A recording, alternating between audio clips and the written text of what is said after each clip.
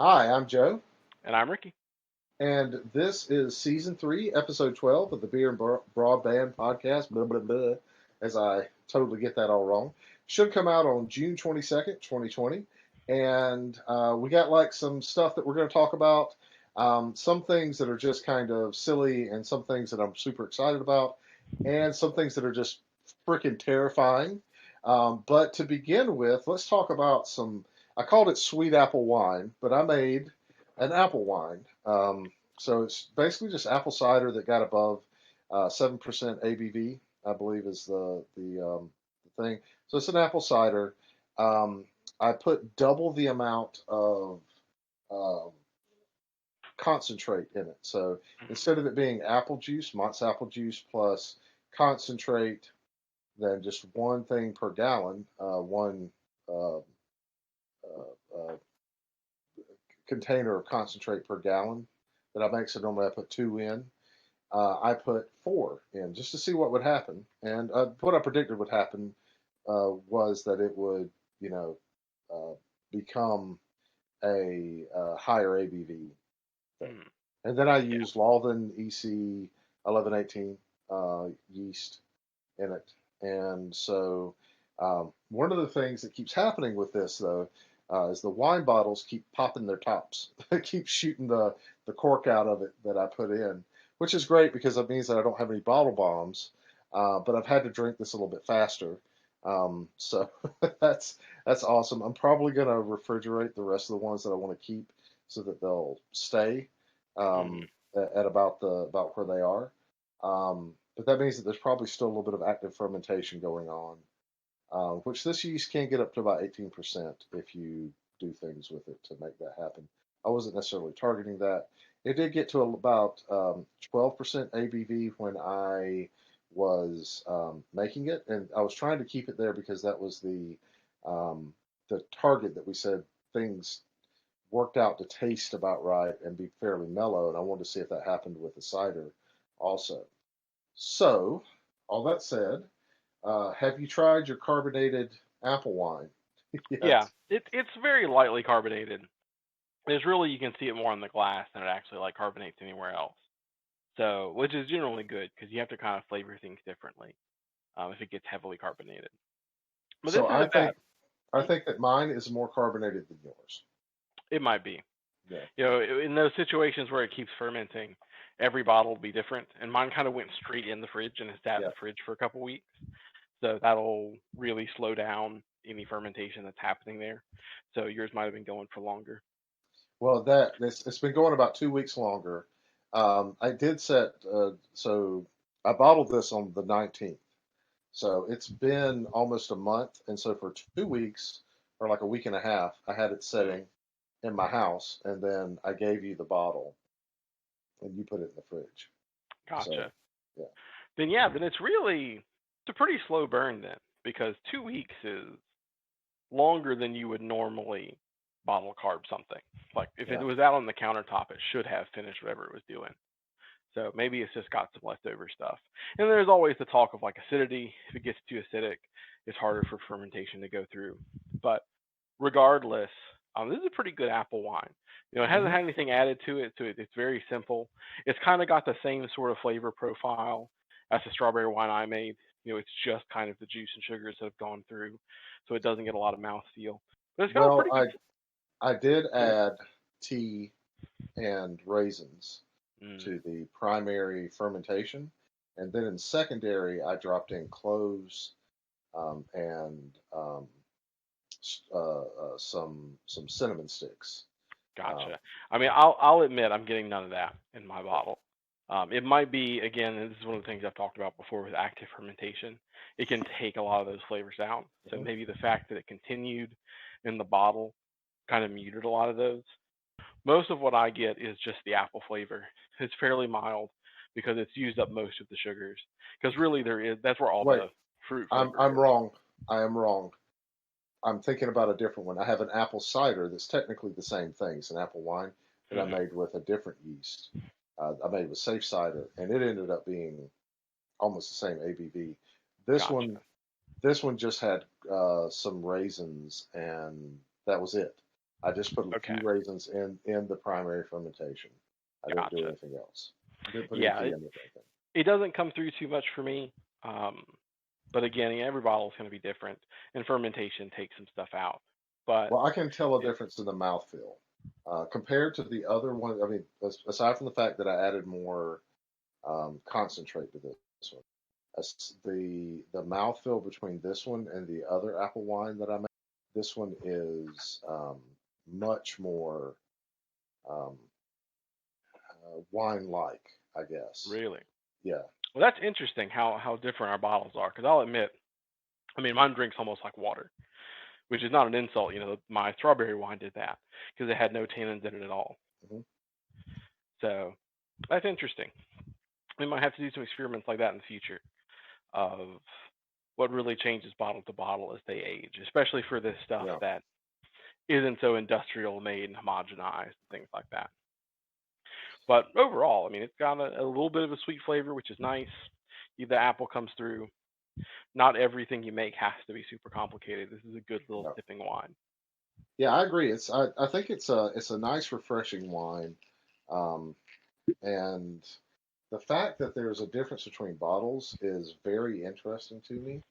I do um, most of the bottles of things that I've made, they've been fairly the same between the ones that I've set up. So I'm interested to see how this ends up turning out.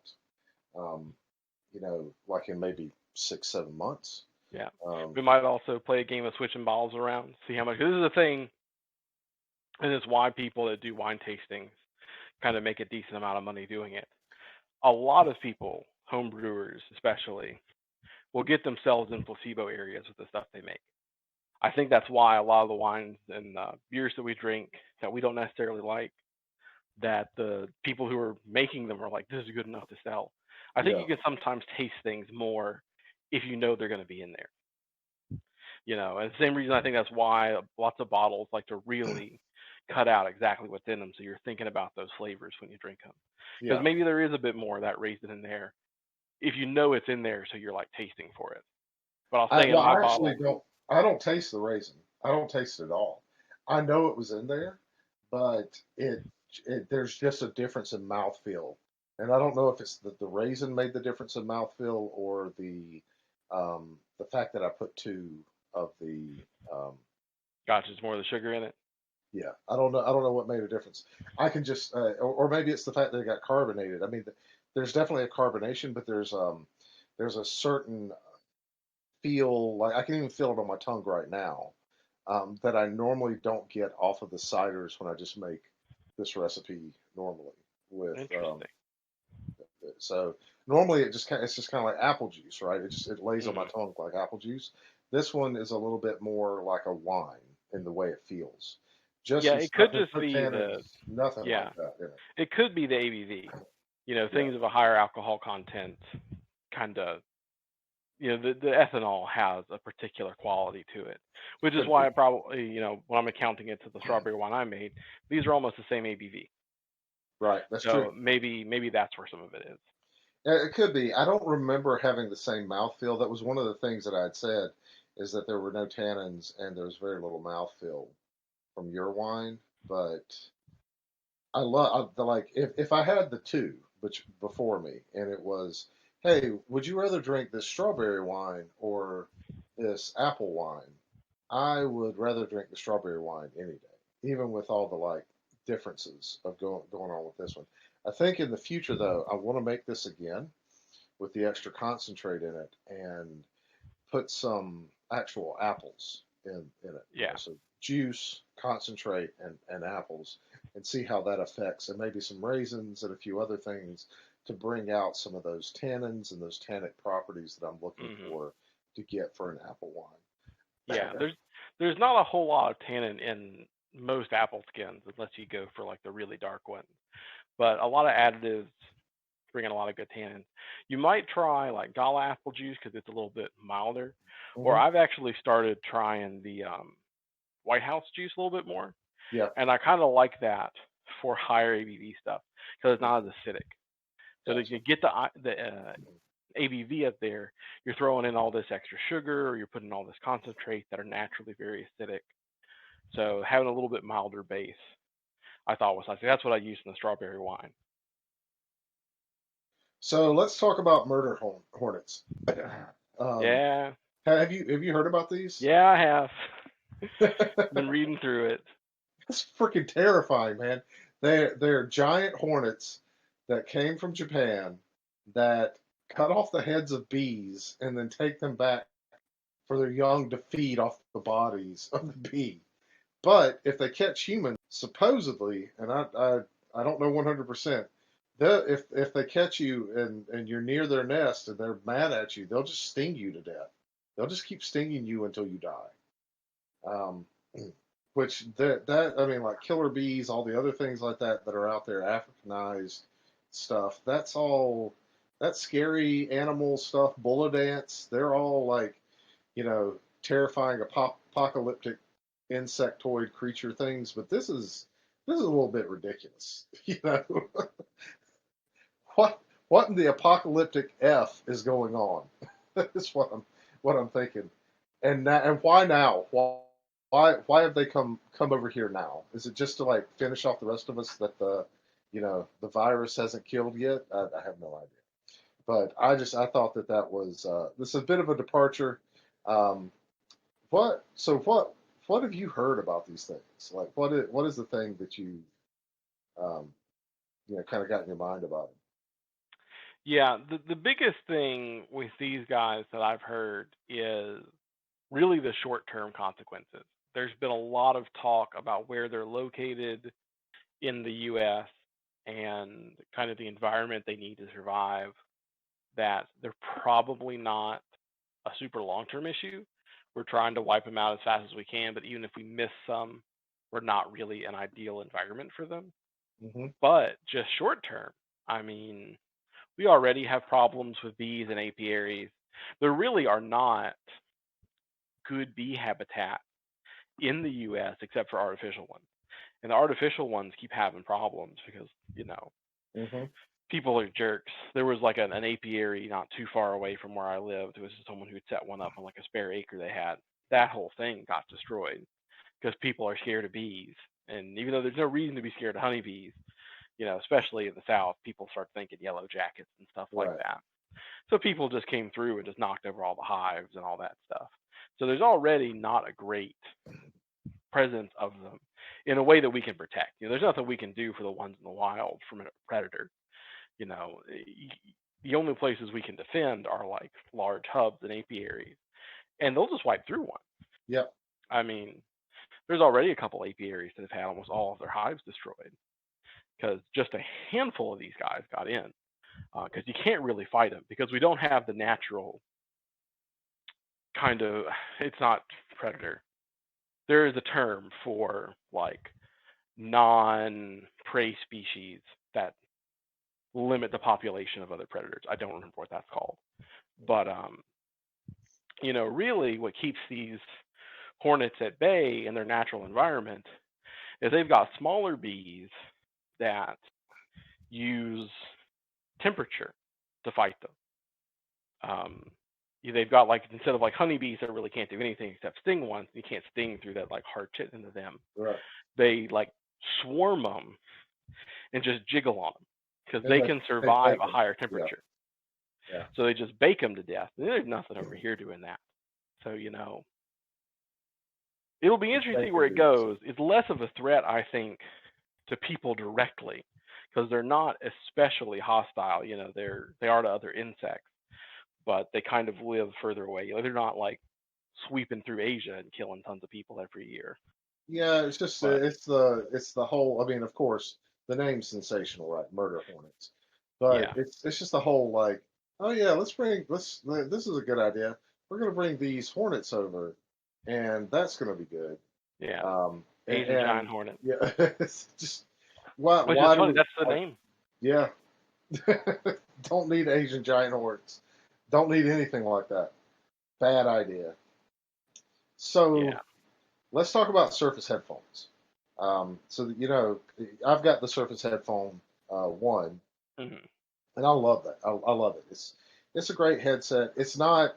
It's a fairly comfortable headset. It's got fairly good noise cancellation on it, and it's got a pretty good um, you know sound quality to it. So I really enjoy using them. I use them a good bit.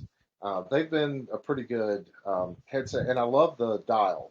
So Hmm. you don't just have like noise cancellation on and off.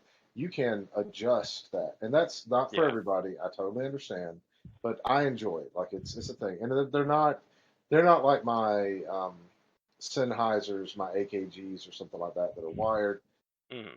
I don't even compare them in the same sound quality sort of way because they have like a different warmth to them and everything, and they're Bluetooth headphones, so they're not going to be generally as good. And they aren't my favorite headphone compared to like my Sennheiser, you know, the noise canceling ones that I have, the 550s, slipping my mind right now. But they're not my favorite, noise canceling headphones, but I do enjoy them and I use them a good bit. So Microsoft is making a second set of these, and they are basically the same thing with some of the same stuff, some improvements, and stuff like that. I included links, but I'm really excited about them. I'm gonna try to get a set of them.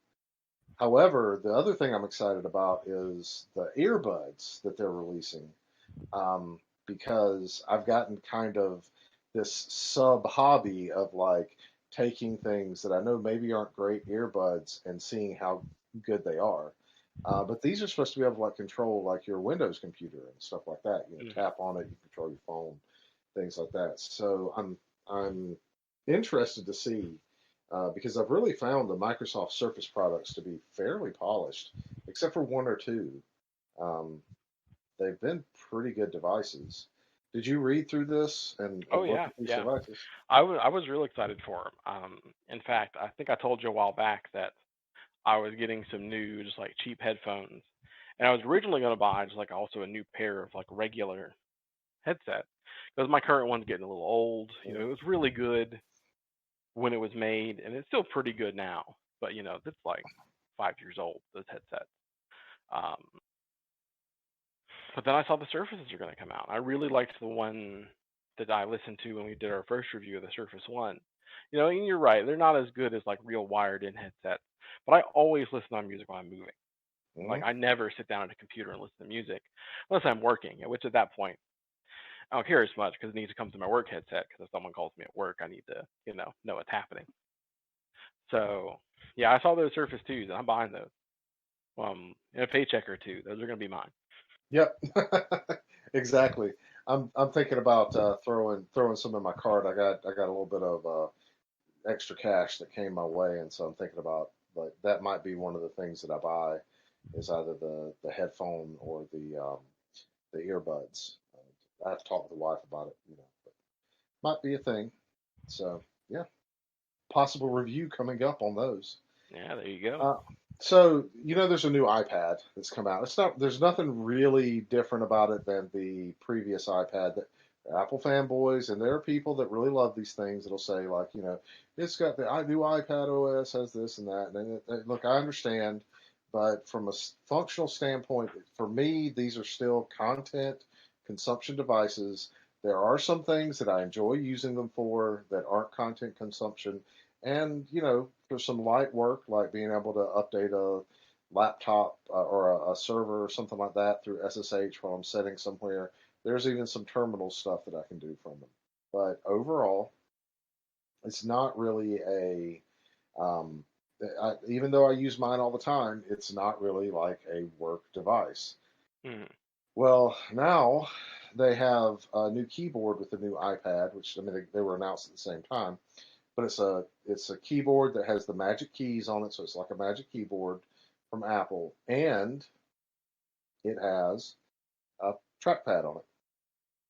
So now you have mouse and keyboard support for your iPad, and Apple's selling it, of course, as like a um, new device that's you're going to replace your laptop. You don't need a 13-inch laptop because you can get a 12-inch iPad and blah blah blah blah blah, right? Mhm. And there may be some people.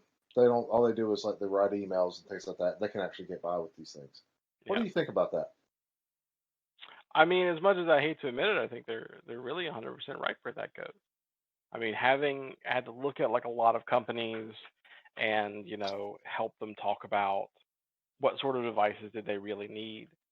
A lot of people that use laptops could really get away with a tablet of some sort. Whether Apple or somebody else, or like a Surface or even some of these like Samsung tablets. If most of what you do, even to some people in a professional capacity, is write emails, like do surfing, you do like social media content, things like that. These tablets are really far enough along that you don't need the traditional like home computer setups anymore. I mean, I know my mother has a nice computer that got custom built for her, hasn't touched it in years because she got her iPad. That's all she needs. Okay, well, so let's say you can buy an iPad, even the one with the type cover and everything, and you can use that, and it costs you $600.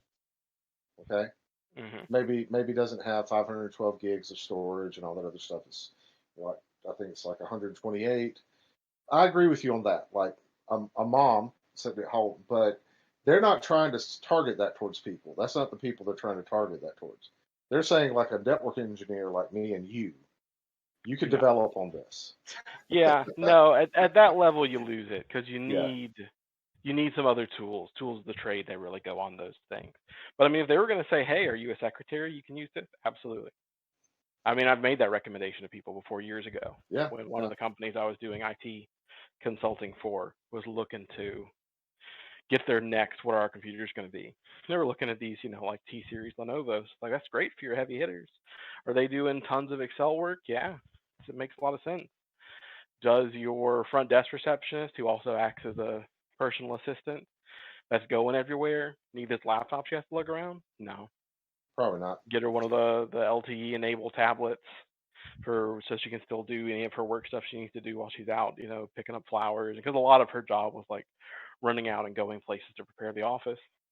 Yeah, but She didn't need it. that's not what they're targeting this for. This is a Yeah, pro series targeting towards, equipment. well, They're yeah, I'll they're say people targeting throw it. a pro on everything, whether or not they actually I, mean I, pro. I understand that. And look, Yeah. you know how I feel about this. But this device is supposed to be for people that are supposed to be doing serious work, is the way they're saying it. And they're really like, well, if you're a media creation, person and you're doing this and you're doing that, you should be getting an iPad instead of a MacBook. And look, I've got my opinions about laptops that Apple makes too. They're fancy and nice and pretty, and they've got like a lot of good things, but they're not really. There's nothing really special to them anymore, and the software is really what they're selling you. Um, you know, the hardware is really not that powerful anymore. It's fairly behind the times when it comes to certain things. The iPad on an ARM chip, that's great, but you're telling me that you're going to do serious like 8K video editing on this thing? Maybe. Maybe you're going to do some email work. Maybe you're going to do some stuff like that. You might draw on it. Okay, I can see those use cases. But if you're talking about that you are going to give this to a traveling like network engineer or a traveling developer or somebody like that, that's just ludicrous. That's not going to happen. And I use my iPad all the time, so I'm not saying that they don't have uses, but it's like $1,200 if you buy all this stuff together. The keyboard's like 350. The iPad itself is like 1,000 to get one that's Yeah. useful. I mean, So looking through its white papers, if you use one of the smaller MacBook, maybe, you know, a lot of these tools now are starting to go towards like cloud processing. So it's not all done directly on the computer. It all gets uploaded to some server that does the computation, comes back down. yeah, but you can't I you can't mean, I'm carry already that gonna with you on a plane and use it or something like that. So no, I mean like a lot of those tools are becoming cloud based now. It's like it that's doesn't matter where exactly you what are if I'm you've got saying. internet.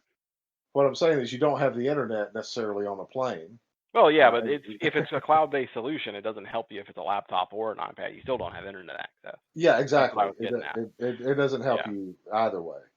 You yeah. I'll can't say, use something yeah. like that. If you use a smaller MacBook, maybe you can use this. Of course, I'm also the kind of person that says don't do serious work on a smaller MacBook. You Yeah, know, I say the same thing. So so I don't know. It still feels to me like this is just price gouging. This is more expensive than it needs to be. You could do this for better for the same price range, or you could do it at this quality cheaper via a different vendor. But that's the whole Apple MO. Um, yeah, I know there's a lot of developers that are our current place of employment that use MacBooks. I don't necessarily agree with that. Apart from it is nice to have some things on Unix, but I'd rather throw up a VM. Or realistically, the way I have it set up, I'd rather have a network accessible NUC yeah, because I've got mine set up that as long as my router's up, which isn't right now because we've been doing testing on it, but as long as my router's configured, I can remote desktop into it. So I can be anywhere that has internet access, well, I guess over the VPN access, yeah. and connect to it. So I don't really need it to be built into the laptop directly.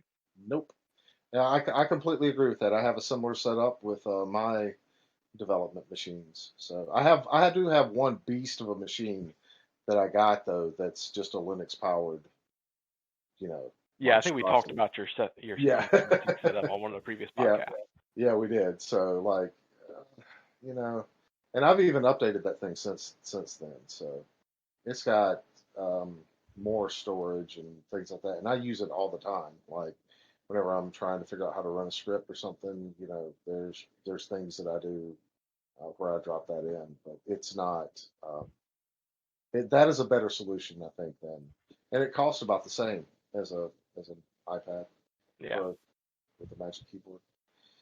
So, um,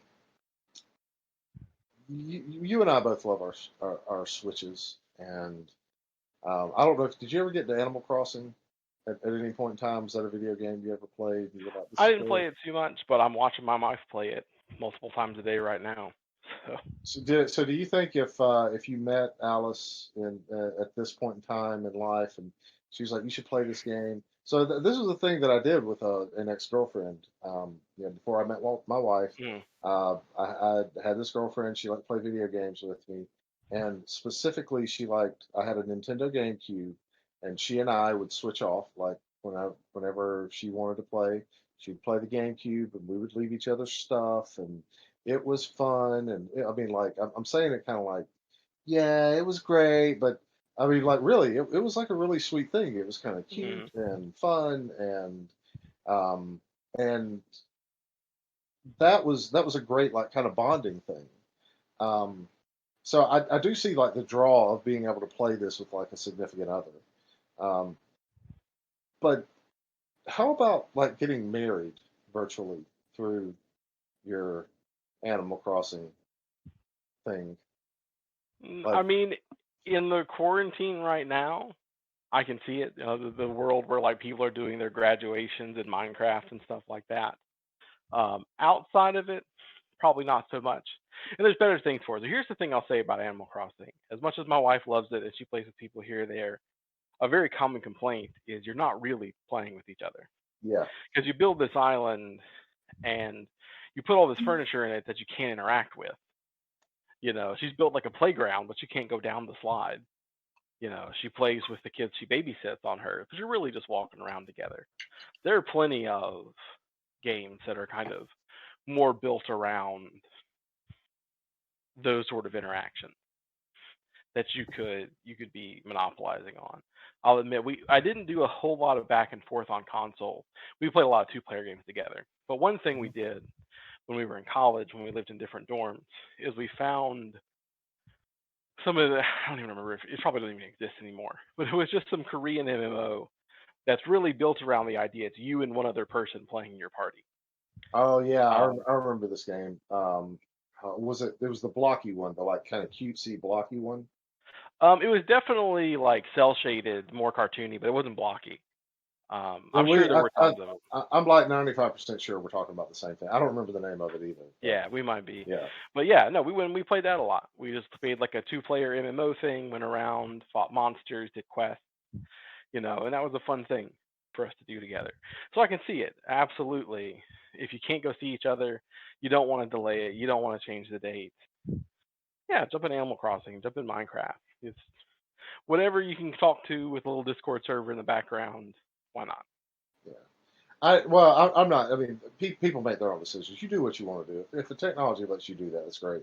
The reason I put this on here is it is a very interesting world that we live in, where on one side of a conversation you can open up with hornets, and on the end of the conversation you can talk about getting married in the virtual world where you're supposed to find seashells and things like that to give to your significant other.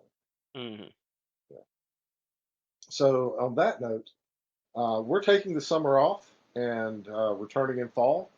This will be our last episode for Beer and Broadband for this half of the year.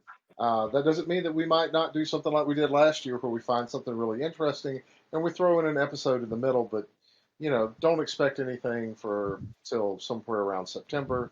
Probably the middle or end of September, we'll come back and we'll do another 10 or so episodes for beers and brewing and things like that. We should have some more wine and mead. And I actually tried my hand at a beer um, that didn't carbonate. It did, and this is why we're not talking about it on here, other than just to say it kind of failed. It's my first stout, and I wanted it to be good. It was a milk stout, so like I was super excited about it, and it tastes fine, but it's not really what I wanted it to be. I'm going to give it away to Yeah. people and stuff like that, but I'm a bit disappointed. It didn't go to the ABV I wanted it to. It's a little bit too hoppy, all this other stuff. So we'll see. Yeah. Keep it up. Here's the thing I've always said about that. Beer is, in my mind, one of the hardest non-distilled alcohols to make and to make well. Wine can get a little bit difficult, but it's really just about knowing what certain flavors happen at certain times. Hmm. Like you can almost index it. It's a little bit more scientific in that regard. You can make a pretty good guesstimate of what something will taste like as long as you know how these ingredients change. Cider super easy, mead even easier, but beer, there's a lot of variables there. Water gets a little bit too aggressive. Oh well, now it's bitter. You were supposed to boil it for 5 minutes, but you boiled it for 7. Oh well, now this flavor is too strong. Yeah, Especially because I think you used a recipe, but you didn't. It wasn't extract; it was full grain, right? it was full grain. The problem was that the contain. So I bought an 8-gallon container because that's what it said to boil. But really, I Mm, should have bought a 12-gallon container. really? And so I ended up having to split the grains between two different Oh, during containers the boil. Yeah, during the yeah. boil, and it didn't work out. So what I'm going to do next time, I'm going to make the exact same recipe because I think it's going to be a great one. I'm going to cut the hops in half because I think that they're needed. I feel like they were the right things to do, Hmm. but I feel like there were too many of them, and I am going to so per volume, not Yeah. make it. So I think it would end up being one total package of hot pellets, and I am going to make a 2-gallon batch instead of a 6-gallon batch, which is what I was supposed to make. And I'm Mm, gonna ferment that in one of my 2.5-gallon buckets and see how that turns out. And if that turns out good, then I'll make another big batch yeah. of it and see, Have see if you I thought sell it. about, since you don't like hops that much, looking at like hop alternatives? Because the whole reason hops exist, nowadays there's a whole bunch of different types that you can use for flavor. But originally, the reason hops were added at all was because they're a preservative. Preservative, yeah, I know. So So I want to look at hop alternatives in the future, but I want to master um, this recipe first. I okay. want to I want to be able to make it the way it's supposed to be made because it is one of my favorite beers, and I don't like and whenever I drink it, I don't really taste the hops in it. So Hmm. like I got it wrong. So I'm gonna get it right, and then I'm gonna look at some of the other ways that I can tweak it to be just like Can I put it in a barrel and age it for like a month and let it become a bourbon barrel? Can I increase the ABV from 6% to 8% or 10%? Like some things like that, and see, like, play around with the recipe to get it to where I want it to be. Um, but yeah, I get what you're saying. Yes, I am eventually going to experiment with that. I just want to get like a good base beer first. Gotcha. Well, that said, look to the fall to find out what happens, because I'm probably going to make like 2 or 3 more batches of this before fall. Otherwise, this has been the 12th episode of season 3 of the Beer and Broadband podcast. We appreciate your time. Thank you for listening. Thank you to all the necessary workers that are out there during this shelter in home time period. We really, really, really appreciate you. And hopefully, when we come back in the fall, most of this stuff will be over and everyone will be back to kind of a normal lifestyle. But we'll see. Thank you so much, and we'll talk to you in the fall.